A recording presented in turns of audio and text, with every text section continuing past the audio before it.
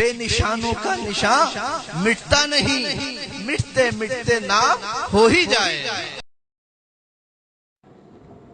فتویٰ نمبر 565۔ کیا فرماتے ہیں علماء کرام و مفتیان شرع متین مسئلہ ذیل کے بارے میں؟ ہمارے علاقے ہاٹ آسوڑیا بڑجوڑا بانکوڑا مغربی بنگال میں صوفی غلام مصطفیٰ نام کے ایک پیر صاحب جو حضور قمر ملت قمر رضا علیہ الرحمہ کے خلیفہ ہیں، آج سے غالباً چند روز قبل ایک قوال دار نے صوفی غلام مصطفیٰ صاحب کے بارے میں ایک شعر کہا: خوشبو بتا رہی ہے حضور یہ جنتی پھول ہے، چہرہ بتا رہا ہے یہ آل رسول ہے۔ مصرع ثانی: خوشبو بتا رہی ہے حضور یہ جنتی پھول ہے، چہرہ بتا رہا ہے یہ محمد رسول ہے، جن میں بذات خود صوفی غلام مصطفیٰ صاحب حاضر تھے اور عوام الناس نے پرزور استقبال کیا۔ مذکورہ شخص کے بارے میں کیا حکم شرع ہے، قرآن و حدیث کی روشنی میں بیان کریں۔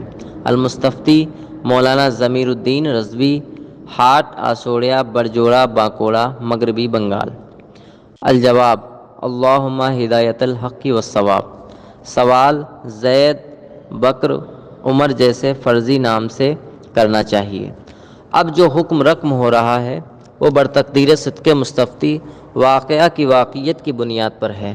فَأَقُولُ وَبِاللَّهِ التَّوْفِيقُ۔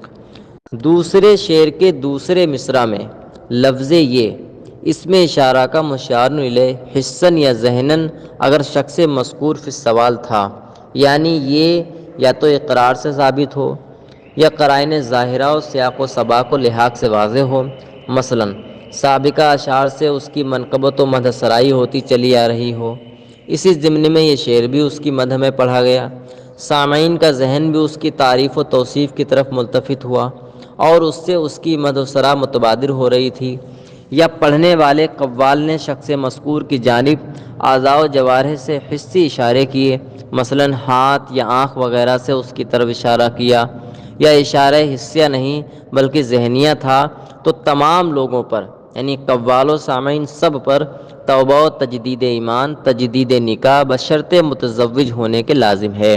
اور اگر مذکورہ شعر اس کی مدح سرائی میں نہیں بلکہ بطور نعت پاک پڑھا گیا اور قوال کا پڑھنا مذکورہ بالا قرائن و اشارات حسیہ و ذہنیہ سے خالی تھا، تو اس میں اگرچہ کفر کا پہلو نہیں مگر طریقہ مذکورہ پر نعت پاک پڑھنے کی ہرگز اجازت نہیں کہ یہ انداز و اسلوب بارگاہ رسول علیہ الصلوۃ والسلام کے آداب کے خلاف ہے۔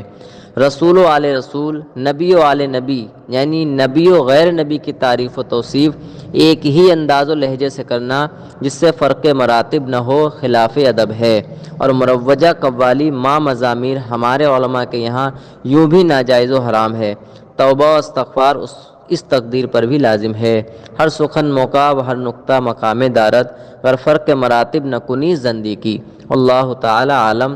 کتبہ فقیر محمد ارسلان رضا قادری غفر لہ۔ رضوی دارالافتاء مرکز اہل سنت بریلی شریف، 27 جمادی الاخر 1445 ہجری مطابق 9 جنوری 2024۔ الجواب صحیح و صواب۔ اللہ تعالی عالم۔ محمد افروز عالم نوری بریلوی غفر لہ، خادم و تدریس و افتاء، جامعہ رضویہ منظر اسلام بریلی شریف۔